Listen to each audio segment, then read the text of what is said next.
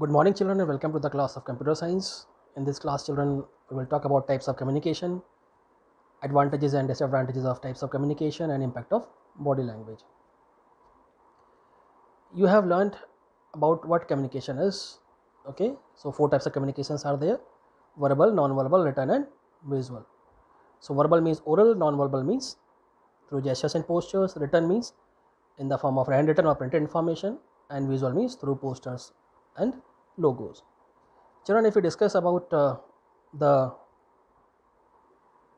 advantages and disadvantages of communication, so let's begin.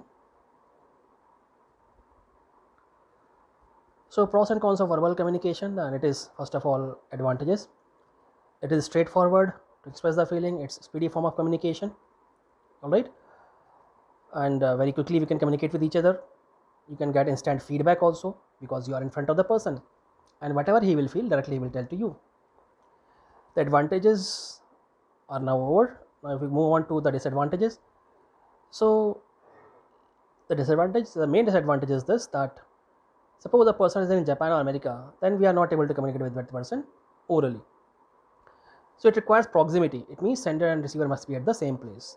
And then third disadvantage is it is very difficult to keep the records, and it is not possible to represent things officially. So for if it is a legal purpose, okay, so no written proof is there, and you can say that it is an incomplete form of communication. And there are emotional barriers also. So suppose you have to communicate and you're not physically or mentally fit, then I think you can't communicate in a nice manner. Now, non-verbal form communication, and that is the advantage is easy to demonstrate, like gestures, body language. Okay, so with that we can communicate easily and very quickly we can communicate. No language barrier is there because gestures and postures are in every culture and society. If we talk about the disadvantages, it is not suitable for lengthy messages. So if you want to present something in detail, then it is not possible that through gestures we can present that. It is considered as incomplete form of communication. Then chances of misinterpretation. Children, if unknowingly if you just do this thing, that give a wrong sign, then what will happen? It will be taken as wrong communication. And regional cultural differences are also there. It means like in India we do have like shaking hands and saying namaste as a greeting sign, but in America it is hugging and kissing. But the same thing in India would be termed as offensive. That's why regional cultural differences is there. Now, pros and cons of visual communication. The advantage is that sometimes it is said that the picture is worth 1,000 words, because the picture can explain everything. You don't need any word. All right. Suppose you have to express the human body, so with the picture, the chart, you can easily explain. All right. Now, and there is no barrier of like qualification or language, because the picture of human body will be same in America as well as in India.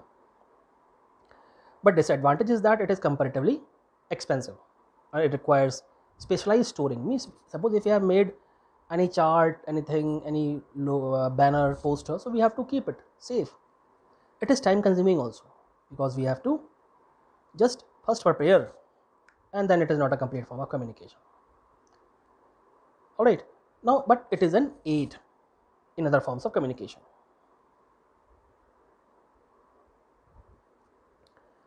Now, if a written communication is there, its advantage is that it requires a permanent storage, and it is good because it is good for legal matters, because you have a proof of anything, and a document we can reuse if it is written, and it is mass circulation is possible, because suppose a book is there, it can be read by viewers or readers across the world, and any budget report is there that we can easily prepare using written material, and it is sincere also, and we can prepare the duplicate copies also. If we talk about the disadvantages, so it is costly. You require a smartphone, laptop, network, and so forth. It is time consuming also, and it's a barrier, because suppose you are talking to a layman or illiterate person, then he might not be knowing the languages. So for him it is difficult to understand. Then you require cost on storage also. Paper is there, anything is there, you require almirahs, cabinet to store the things. Alright. Then hard disk, flash drive, internet to store the written material. So children, these were the 4 types of communication. You can see meeting, teleconferencing, informal talk, video conference, oral presentation, these all come in verbal communication. Non-verbal, facial expression, tone of voice, body language, hand movement, gestures, proximity, warmth in appearance. Visual communication, logos, signboards, pictures, illustrates, and written communication, letter, email, fax, magazine, article, book, document. Alright, children, here we will try to give emphasis on body language also, because it's do's of body language. What you should do, you should stand straight, keep arms by your side, greet others with a smile, and then offer a gentle handshake, firm but gentle. Okay, generally what happens, when we do handshake, we just want to break the hand of other person, but it should not be. Okay, it means you are overpowering. If you will do like this, it means you are overpowering. Make eye contact with the person you are speaking, and if you are publicly speaking, make eye contact with the person for 2 to 3 seconds. Now when you are listening something, so nod, or you can say move your head, keep your shoulders relaxed, and put even weight on both feet. Alright, so children, this was all about the communication and types of communication. Hope you understand. Thank you very much for today.